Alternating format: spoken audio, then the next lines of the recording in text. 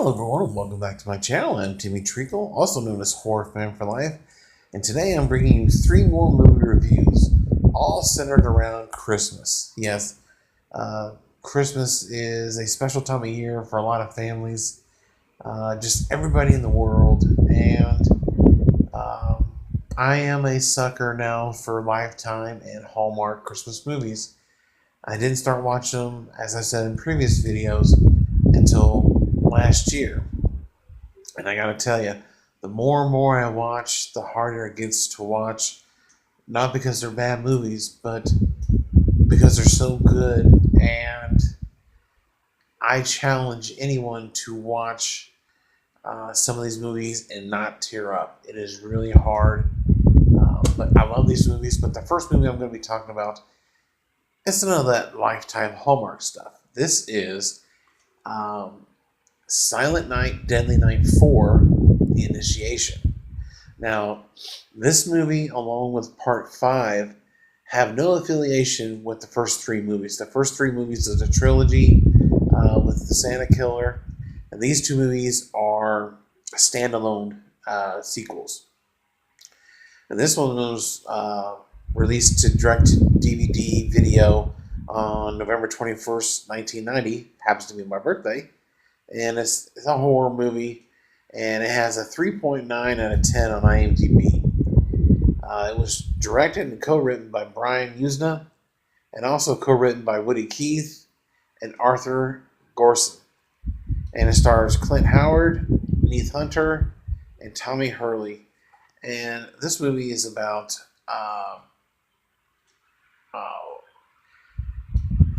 witchcraft, voodoo, and it centers around this lady who wants to be a reporter, a writer, and she's finding it very hard to do so because of the male-dominant job force where she works. But she sets on her own to do the story on her own anyway. But she gets caught up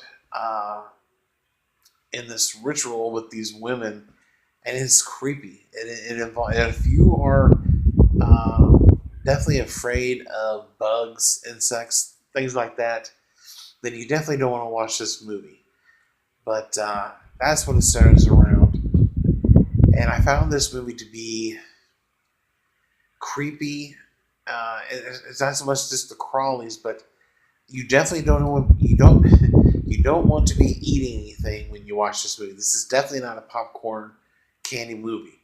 It's a movie you just watch, and yeah, you can't take your eyes away for some reason. This is not a bad movie by any sense of imagination. It's not a great movie either. The acting is subpar, but some of the shots in the movie were just so bad. For instance, there's a scene where a woman jumps off a building on fire and lands on the sidewalk, and she's laying this way, and there was a burn mark that was left, of course, from her body. But when they go back to the scene, her body is laying like this, or I should say more like that. Anyway, it's in the wrong position.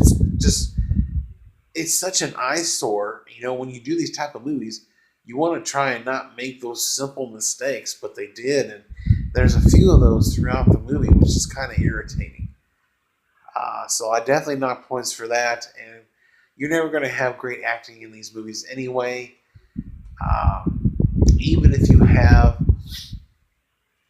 up-and-coming stars like Jennifer Aniston, she did the first Leprechaun movie, and even with her and Warwick Davis, who is a veteran actor, it still wasn't all that good. And you're going to get this with a lot of sequels too. And even though this is a standalone movie, it's not great, but it's okay. It's an okay movie. I think it's definitely better than the third movie. These standalone movies can be really good. Not a good example, though, is Season of the Witch. That was just done completely wrong. But I like this movie a lot better than Season of the Witch. Yeah, but that's for another time. But Silent Night, Deadly Night 4, it's a serviceable movie. It's a one and done for me. I have no need to watch it again. Unlike the first Silent Night, Deadly Night, which I really enjoyed, this one is just a one and done. So I'm going to give Silent Night, Deadly Night, The Initiation, a 6 out of 10. And that's being a little generous, but, on the grade scale, it's a C+. I definitely thought about giving it a 5, but I did enjoy it. There were some elements that were cool.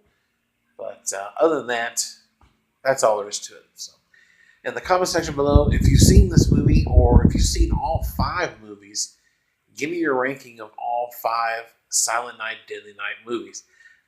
The only one I haven't seen yet is the second one, and I'm watching these out of order only because they were on my Stars channel for free, and I don't have to pay to watch them. But I can't find the second one yet to watch. But that's the only one I'm missing in the franchise. As soon as I watch it, I'm going to do a ranking of them.